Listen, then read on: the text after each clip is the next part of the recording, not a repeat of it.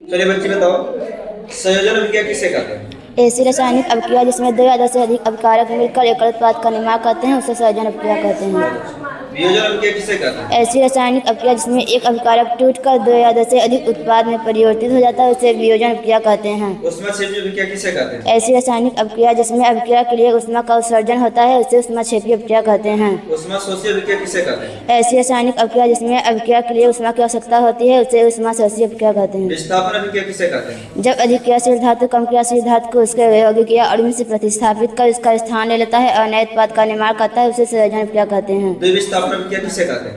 वे रासायनिक अभिक्रिया जिनके यौगिकों से आयनों का अदला बदली से नए उत्पाद का निर्माण होता है उसे द्विविस्थापन अभिक्रिया कहते हैं। उपचयन अभिक्रिया किसे कहते हैं? ऐसी रासायनिक अभिक्रिया जिसमें ऑक्सीजन जुड़े या हाइड्रोजन निकले उसे उपचयन अभिक्रिया कहते हैं। अपचयन अभिक्रिया किसे कहते हैं? ऐसी रासायनिक अभिक्रिया जिसमें ऑक्सीजन का ह्रास या हाइड्रोजन का योग होता है उसे अपचयन अभिक्रिया कहते हैं। रिडॉक्स अभिक्रिया किसे कहते हैं? ऐसी रासायनिक अभिक्रिया जिसमें अपचयन तथा उपचयन दोनों प्रकार की आती है उसे रिडॉक्स अभिक्रिया कहते हैं। बहुत अच्छे। रासायनिक अभिक्रिया को संतुलित करना क्यों आवश्यक है? द्रव्यमान संरक्षण के नियमानुसार जब कोई रासायनिक अभिक्रिया होती है तो भाग लेने वाले अभिकारक का कुल द्रव्यमान बने हुए उत्पादों के कुल द्रव्यमान के बराबर होता है। अतः दोनों तरफ द्रव्यमान बराबर करने के लिए इस समीकरण संबंधित किया जाता है। रासायनिक समीकरण किसे कहते हैं?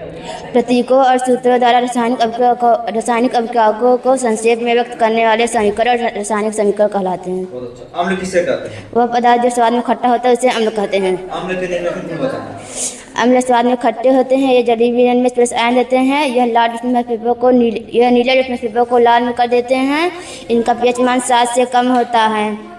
क्षार किसे कहते हैं? वह पदार्थ जो स्वाद में कड़वा होता है उसे क्षारक कहते हैं। क्षार के निम्नलिखित गुण बताएं। इसका पीएच मान 7 से अधिक होता है, ये जलीय विलयन में OH माइनस आयन देते हैं, ये लाल लिटमस को नीले में कर देते हैं, इनके स्पर्श करने पर ये चिकने होते हैं। सूचक किसे कहते हैं? वह पदार्थ जो किसी विलयन में अम्ल और क्षार के अनुपस्थिति को पता लगाता है उसे सूचक कहते हैं। बहुत अच्छा। सूचक कितने प्रकार होते हैं? 3 प्रकार के होते हैं, प्राकृतिक सूचक, कृत्रिम सूचक, गंधी सूचक। बहुत अच्छा। उदासीनीकरण किसे कहते हैं? अम्ल और क्षार मिलकर